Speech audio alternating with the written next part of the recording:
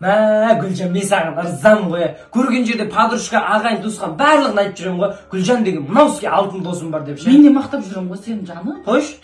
Айтпақшы да. Кеше мен мынадан қырғын алтын алдым ғой. Ой. Махаббат клубтан. Көрсетіп беріңдер ғой сондайлар. Көрсетейін де соны көрсетейін. Қан? Шкатулканы сап қойғым ғой қазір. Паролын. Мына ашса осындай жақсы ашасың ғой. Айуан, ишак. Адам емессің сен негізі бар ғой. Түбі адам болмайсың сен ше. Мен ешкімге мақтап жүрген жоқпын мен сені. Ойбай, не болды саған бір ашшы дегенге? Әкеші бір өзім ашайын. Алтынсың ғой, алтын жаным.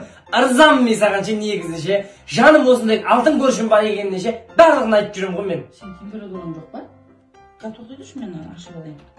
Осы сен емес пе соңғы рет алтын көрсеткен кезде жапқан жоқсың, паролын білесің ғой сен. Ашып жүрсің. Малсың ғой, мал.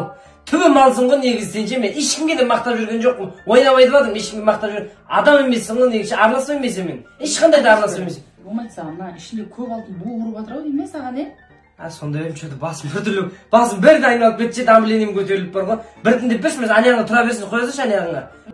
Біраз шалақ қалды.